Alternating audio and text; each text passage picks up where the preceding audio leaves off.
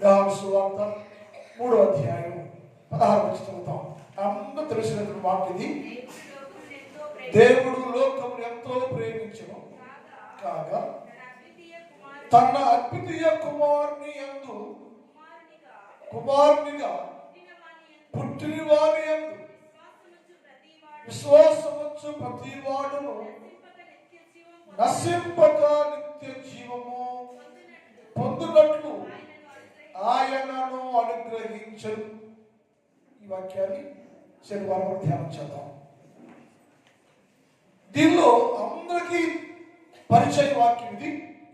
Sunday school నుంచి అందరి వాక్యాన్ని తెలుసుకుని కంఠస్థ చేసి ఉంటాం.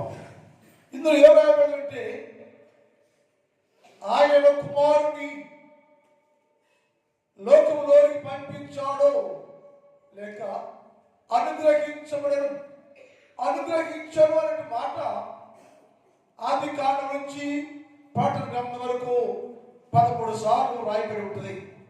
ఆయన కుమారుణ్ణి అనుగ్రహించాడు అని.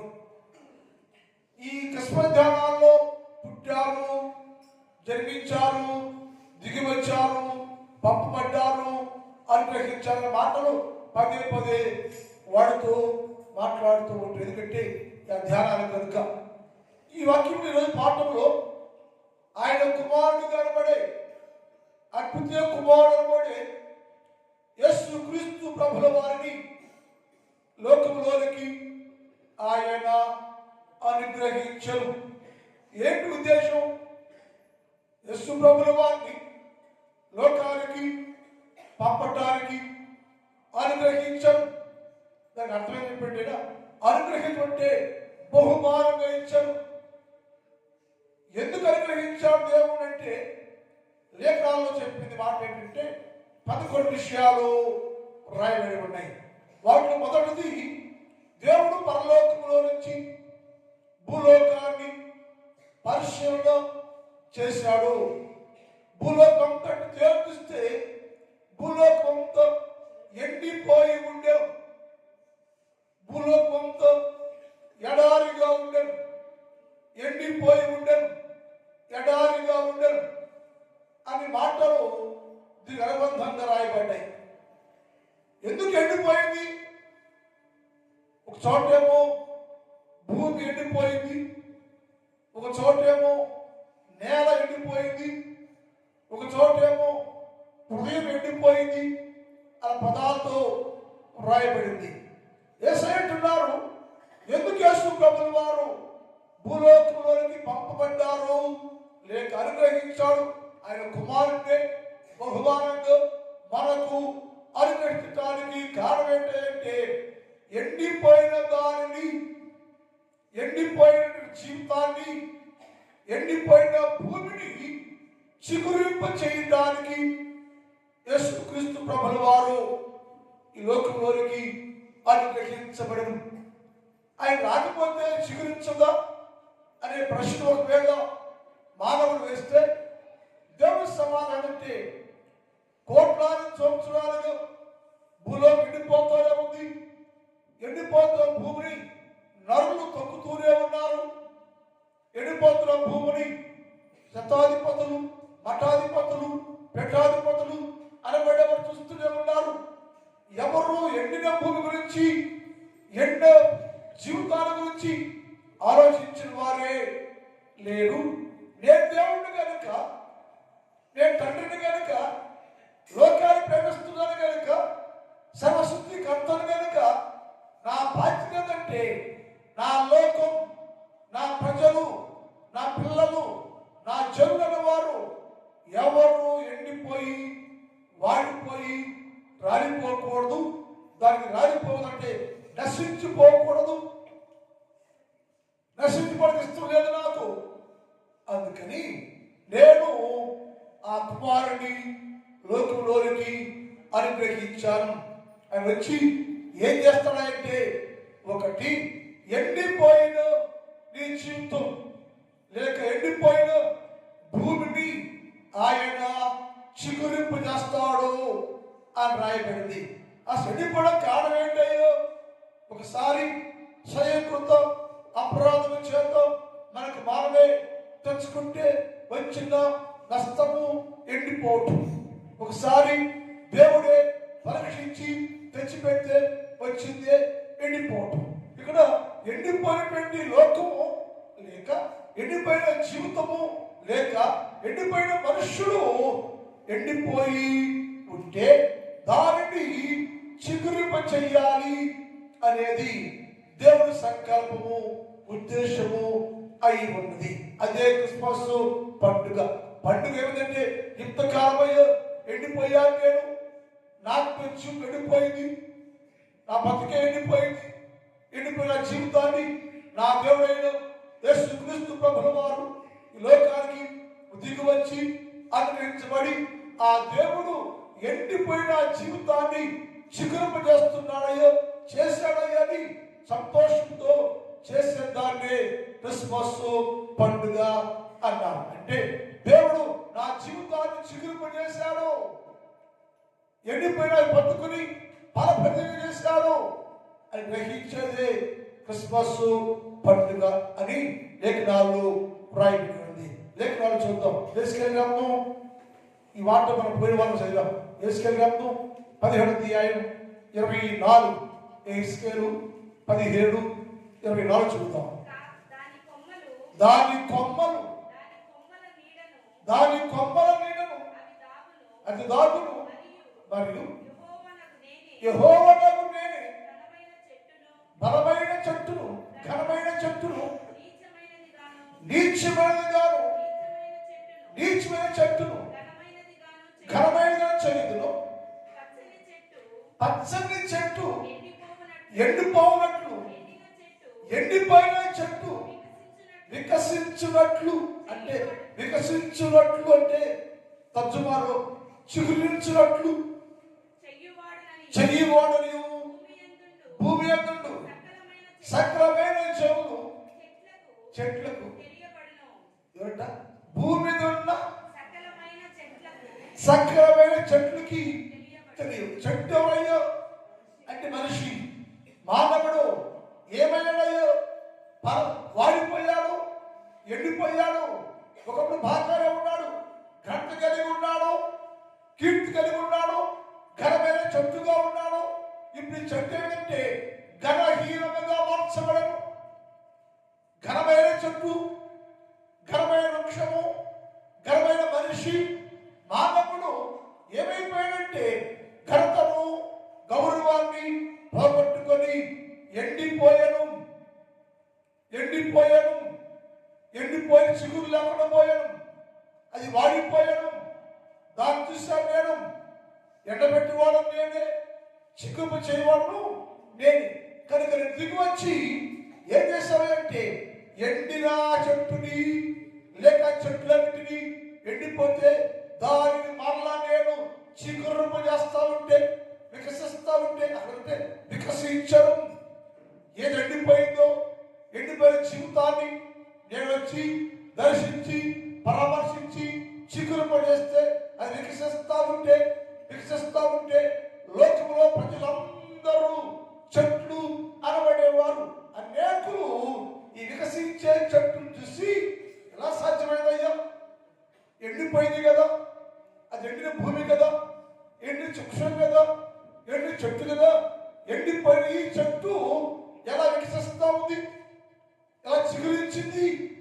చిగురు కారణం ఏంటంటే చిగురు అనే ఒకడు కలడు, అతడు తన స్థలములో ఉండి చిగురించును.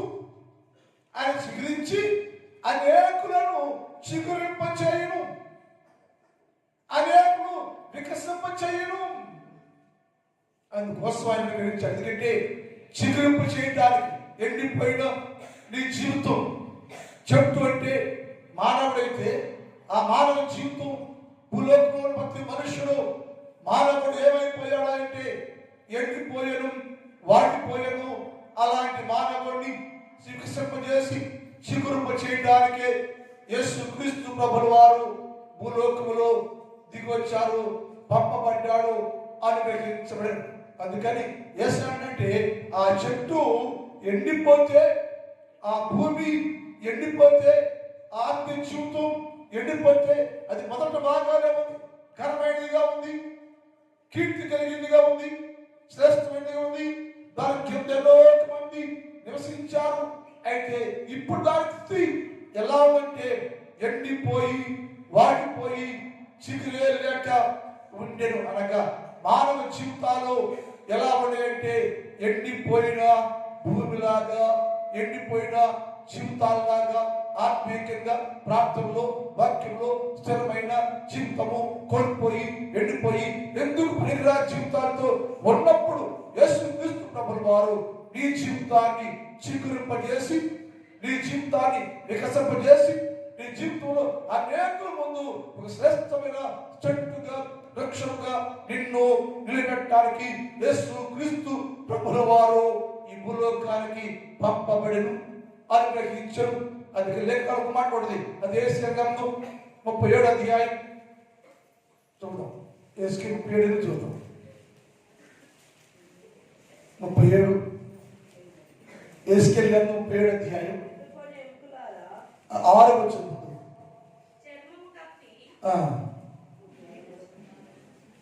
చదువు 6 చదువు, 8 చదువు, 11 చదువు.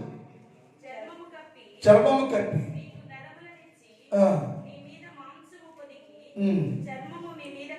కప్పెదను. దేని మీదది? ఎండిపోయిన దాని మీద.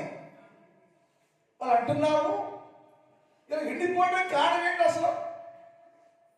నేను నా జీవితము, నా బతుకు ఇలా ఎండిపోవటానికి చర్మమే లేకుండా ఎండిపోవడానికి కారణం ఏంటో 11 వచ్చేద్దాం. వాళ్ళు అంటున్నారు అప్పుడు ఆయన నాతో ఇట్లను, నరపుత్రుడా నీ ఎముకలు ఇశ్రాయేలు అందరూ చూపిస్తున్నవి. వారు అలాంటి ఇశ్రాయేలు ఏమంటారంటే మన ఎముకలు ఎండిపోయాను. అదేమంటాడు? ఇశ్రాయేలు అందరూ ఏమంటారంటే నేను ఆత్మీయంగా ఎండిపోయాను, నేను ఆత్మీయంగా బలహీనపడ్డాను, నేను ఆత్మీయంగా వాడిపోయాను. అవి ఎందుకు ఎవరంటే ఇశ్రాయేలు అందరూ మనము మన ఎముకలు ఎండిపోయాను, మన ఆశ అంతా నిరాశ అయిపోయింది, నిష్ఫలమైపోయింది. బాగుంది అనుకున్నాం, ప్రసిద్ధి కలిగిన వారు ఉండాలనుకున్నారు. కానీ ఏమైనా అంటే నా ఎముక అంతా ఎండిపోయింది, నా ఆత్మీయ జీవితం ఎండిపోయింది, నా భూమి ఎండిపోయింది. ఎండిపోయిన ఈ జీవితాన్ని, ఎండిపోయిన ఈ భూమిని, ఎండిపోయిన ఇశ్రాయేలు జాతిని, ఎండిపోయిన సర్వలోకాన్ని ఎవరు చిగురింప చేస్తారయ్యా? ఇశ్రాయేలుక అక్కడ అంటే వాళ్ళ పడే పాట ఏంటంటే ఎండిపోయాం మేము, ఆశ భంగమైపోయింది. కారణం ఏంటి? ఎందుకంటే నీకు నీవుగా తెచ్చుకున్న శిక్ష. వాడిపోయావు. ఈ వాడిపోయిన చెట్టుని చిగురింప చేయాలి, ఫలింప చేయాలి, వికసింప చేయాలి. ఏది చెట్టు అంటే ఇశ్రాయేలు జాతి, ఏది చెట్టు అంటే మానవుడు, ఏది ఎముక అంటే మనుషుడు. ప్రతి మనుషుడు స్థితి ఎలా ఉందంటే ఎండిపోయి ఉండేను ఆత్మీయంగా. అది చేశాడు. ఎండిపోయిన జీవితాలను బతుకును నేను వికసింప చేసి, ఫలభరితంగా చేసి, చిగురింప చేయటానికే నేను పంపబడితిని అని గ్రహించాను. అందుకని నేను దిగివచ్చి అందరిని చేర్చుస్తా ఉన్నాను. ఎక్కడైతే ఏ భూమి ఎండిపోయిందో, ఏ దేశం ఎండిపోయిందో, ఏ వ్యక్తి ఎండిపోయిందో, ఆర్థిక ఎండిపోయిందో, ఆర్థిక లేదో, ఎందుకు ఎండిపోతావయ్యా? చాలా ఏళ్ళుగా వచ్చి నువ్వు ఆయన ఆనాటి నుంచి ఈనాటి వరకు ఇశ్రాయేలే కానివ్వండి, లోకముల ప్రజలే కానీ వాడిపోయి ఎండిపోయిన బతుకులతో ఉన్నారు. అలాంటి ఎండిపోయిన నీ జీవితాన్ని, ఎండిపోయిన ఆత్మీయ జీవితాన్ని చిగురింపజేసి, వికసింప చేయడానికి, చిగురింపజేసి అనేక ఆకర్షణీయంగా ఉండటానికి, జీవించలాగా ఎండిపోయిన నీ జీవితాన్ని ఎండిపోయిన ప్రతి మనిషి జీవితాన్ని ఫలభక్తిని చేయడానికి యేసు క్రీస్తు ప్రభుల వారు ఈ లోకములోనికి మన కోసం అనగా ఎండిపోయిన భూమిని చిగురింపు చేయడానికి ఆయనను అనుగ్రహించరు, దిగి వచ్చరు, పుట్టెను. ఆయన వచ్చి ఎండిపోయిన దాన్ని పరీక్షించి దాన్ని తేరు చూసి తన జీవితంలోకి సంతోషాన్ని కలుగు చేస్తా ఉన్నాడు అని లేఖనాల్లో ఉంది. దాన్ని చూస్తే లేఖనం మాట యెషయా గ్రంథం 35 అధ్యాయం చూద్దాం. యెషయా 35:1 అరణ్యమును ఎండిన భూమి సంతోషిస్తుందంట, ఉల్లసిస్తుందంట. ఎలా ఎలా ఏముంది? ఎలా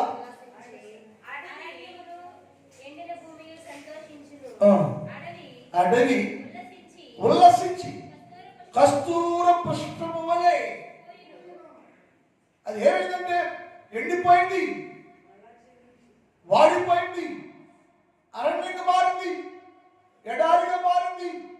మానవ జీవితం మోడిమారిపోయింది, మానవ జీవితం ఎండిపోయింది, మానవ జీవితం ఎడారైపోయింది. కారణంటే దానిలో నీరు లేదు, తేమ లేదు, భూమి ఎండిపోయింది. ఆ భూమిని ఆ యేసు ప్రభువు వారు దర్శించను. ఆ భూమిని యేసు ప్రభువు వారు దర్శిస్తే ఆ భూమి ఎండిన అరణ్యము ఎండిన భూమి సంతోషిస్తుంది. ఎందుకు సంతోషాలంటే ఆ ఎండిపోయిన నీ ఆత్మీయ జీవితాన్ని నీ భూమిలోనికి యేసు ప్రభువు వారు దివ్య వర్షాన్ని కురిపిస్తే, దేవుడు వచ్చి హృదయాన్ని తాకితే ఎండిపోయిన నీ జీవితము ఉల్లసిస్తూ ఉంది, సంతోషంగా ఉంది. ఎలాంటి సంతోషం అంటే ఈ వాసన కస్తూరి వలె అంటే కస్తూరి పుష్పములే. కస్తూరి అంటే సువాసన. చాలా నెలల్లో ఉంటాయి కస్తూరి వారు అని. దానికి అర్థం ఏంటంటే ఇంటి పేరేమో కస్తూరి వారు, ఇంట్లోనేమో గబ్బెల వాసన అది బయటపడుతుంది నా మనసుని. ఇంటి పేరేమో కస్తూరి వారు, మా ఇంటి పేరు పశువుల పాక అంటాం. లోన ఏముందంట దుమ్ము డస్టు పేరు ఉంటుంది. మరి కుటుంబాల పేరుకి శాస్త్రమే కాదు ఈ పేరు. ప్రపంచం చూడండి, ఇళ్ళ పేరు బట్టి అహంకారం ఉంటుంది జనం. ఇంటి పేరు బట్టి గర్వపడతా ఉంటారు. మా ఇంటి పేరే పేరుతోని ఆ పేరు బాగుంది అంటే అది ఎండిపోయిన భూమిలోనికి యేసు ప్రభు వస్తే, ఎండిపోయిన భూమిని యేసు ప్రభు వారు చిగురింపు చేస్తే దాని స్థితి ఎలా మారిపోయిందంటే కస్తూరి పుష్పం వలె, సువాసన పుష్పం వలె, ఫలభక్తిగా ఉండే పుష్పం వలె ఫలిస్తూ ప్రకాశిస్తూ అది ప్రకాశిస్తుంటే చూసేవారు కదా. అది ఎండిపోయిన భూమి కదా, ఎండిపోయిన అరణ్యం కదా. ఈ అరణ్యం ఎలా చిగురించింది? దీనిని ఎవరు చిగురు చేశారంటే యేసు క్రీస్తు ప్రభుల వారు అనే దేవుని కుమారుడు యేసయ్య లోకానికి వచ్చి దానిని చిగురింపజేశారు. ఎండిపోయిన భూమి, ఎండిపోయిన అరణ్యము, ఎండిపోయిన జీవితాన్ని యేసు ప్రభుల వారు చిగురింపజేసి నీ జీవితాన్ని కస్తూరి పుష్పం వలె వర్ధం చేసి సువాసన కలిగిన జీవితాన్ని నీకు ఇవ్వటానికి యేసు క్రీస్తు ప్రభుల వారు భూలోకానికి పంపబడెను. ఆయన వచ్చి ఏం చేశారంటే ఎండిపోయిన నీ ఆత్మీయ జీవితాన్ని, ఎండిపోయిన నీ అన్నం లాంటి జీవితాన్ని ఆయన చిగురింపజేశారు. యెషయా గ్రంథం 27 అధ్యాయం 6 చూద్దాం. యెషయా రాబో దినములలో యాకోబు వేరు పారు. ఏమైంది? ఏమేమిదయ్యా? ఈ రోజు ఏమైంది? వాడిపోయింది, మాడిపోయింది, ఎండిపోయింది. యాకోబు దృష్టి ఎండిపోయింది, ఇశ్రాయేలు జాతి ఎండిపోయింది, మానవ ఎండిపోయాడు, ఏరు మాడిపోయింది. అది ఎండిపోయిన ఆ ఏరుని వంశవృక్షం ఎండిపోతే, ఏరే ఎండిపోతే, వేరు ఎండిపోయినప్పుడు దానికి చల్లమనేది లేదు. వేరు ఎండిపోతే చిగురించే అవకాశము లేదు. అని అన్నాడు. ఎండిపోయిన యాకోబు వేరు ఎండిపోతే అనేది లేకపోతే, యాకోబే కాదు ప్రతి మనిషి జీవితం ఎండిపోతే, నీ వేరు ఎండిపోయే కారణం చేత ఆ వేరు ఎండిపోతే, నీ ఆత్మ జీవితం ఎండిపోతే, నీ బతుకు ఎండిపోతే, లోకం ఎండిపోతే, ఎండిపోయిన దానిని యేసు ప్రభుల వారు దర్శిస్తున్నాడు. ఏమంటే దాని వేరు రాబో దినములలో యాకోబు వేరుపారును ఇశ్రాయేలీయులు చిగురించును. ఎండిపోయింది కదా, అది ఎండిపోయింది కదా. ఎలా చిగురించిందంట? చిగురింప చేయడానికి భయపడింది. దానిని చిగురింప చేయడానికి చిగురు అని ఒకడు గలడు. అది దిగి వచ్చి తన స్థలములో ఉండి అతడు చిగురించును. ఆ చిగురు నిన్ను చిగురింపజేయును. యాకోబు వేరు, ఇశ్రాయేలు వేరు, నీ వేరు ఎండిపోయిందా? ఎండిపోయింది. ఎండిపోతే ఏం చేస్తాం మనం? అది పెరిగే తప్ప పెరికి పనికిరాదు. ఎండిపోయిన చెట్టు చేస్తాం, పెరికి బయట పాన చేస్తాం. పెరికి బయట తప్ప ఎందుకు పనికిరాకుండా నీ జీవితాన్ని ఫలభరితంగా మార్చి ఫలింపు చేసి నీ జీవితానికి శ్రేష్టమైన జీవితాన్ని ఇచ్చి నీ జీవితాన్ని చిగురింప చేయడానికి యేసు క్రీస్తు ప్రభుల వారు ఈ భూలోకానికి అనుగ్రహించబడిను, పంపబడిను. నా దేవుడు నీ జీవితాన్ని అనగా వేరుతో సహా ఎండిపోతే, విశ్వాసం ఎండిపోయావు, భక్తులు ఎండిపోయావు, ప్రార్థన ఎండిపోయావు, ఆత్మ ఎండిపోయింది, యేసయ్య లేడు, వాక్యం లేదు, రక్షణ లేకుండా వేరుతో సహా ఎండిపోయిన ఈ జీవితాన్ని యేసు ప్రభుల వారు చిగురింప చేయడానికి ఆయన వేరు దాన్ని చిగురింప చేయను. ఆ తర్వాత భూమి భూలోకము ఫలభరితంగా ఎండిపోయిన దానిని ఎందుకు వచ్చావా అంటే వేరుతో సహా ఎండిపోయిన లోకాన్ని, వేరుతో సహా ఎండిపోయిన ఇశ్రాయేలును, వేరుతో సహా ఎండిపోయిన మానవాళి మొత్తాన్ని చిగురింపజేసి ఫలభరితంగా చేస్తూ ఉంటే దేశాలు ఇది ఫలభరితంగా ఎలా మారిందయ్యా? ఫలభరితంగా ఎవరు చేశారు? వేరు ఎండను, వేరు వాడను, తోటము అరణ్యంగా మారిపోయింది కదా.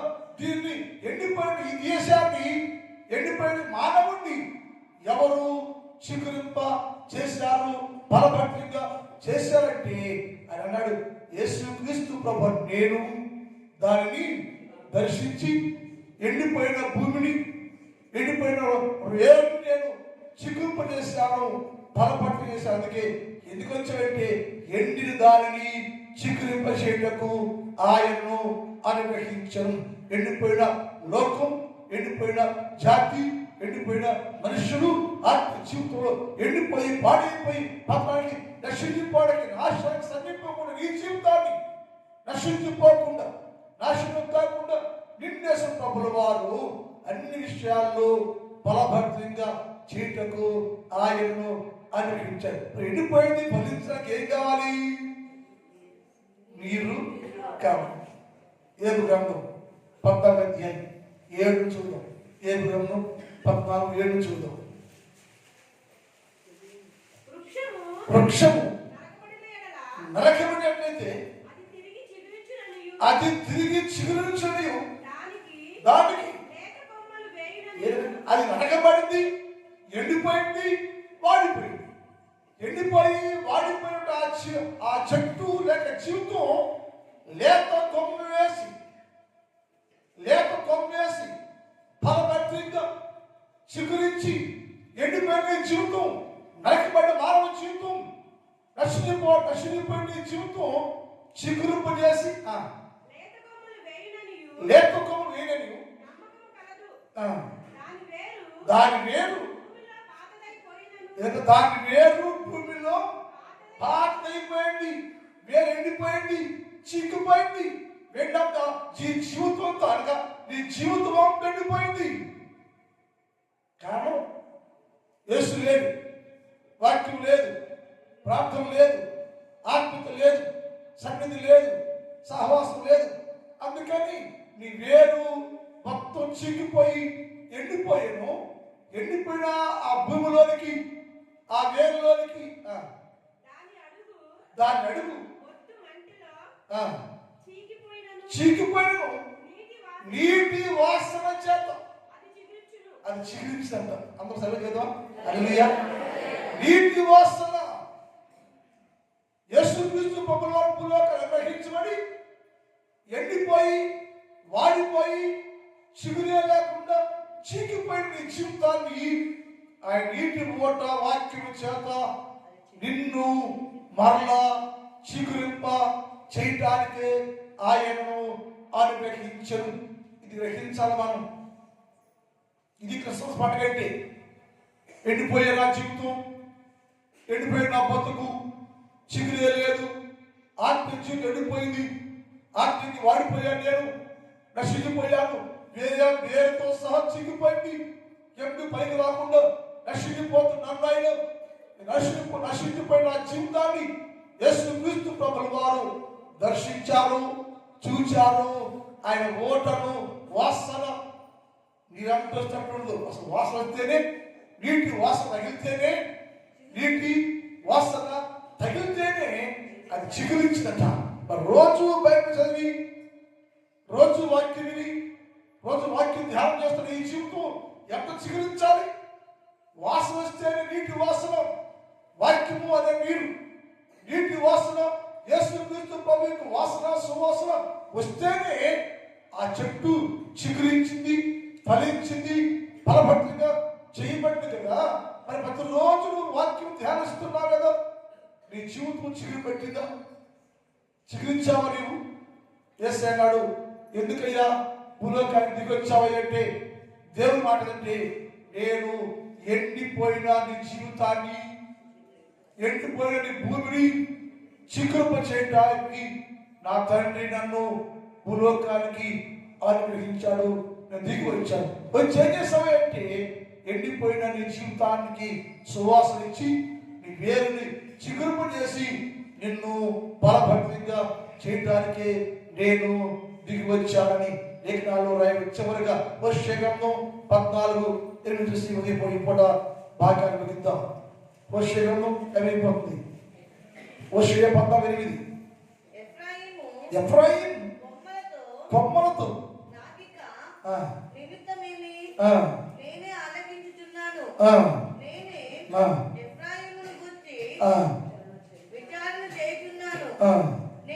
నేను ఇశ్రాయేలు ఎఫ్రాయిము గురించి విచారణ చేస్తున్నాను.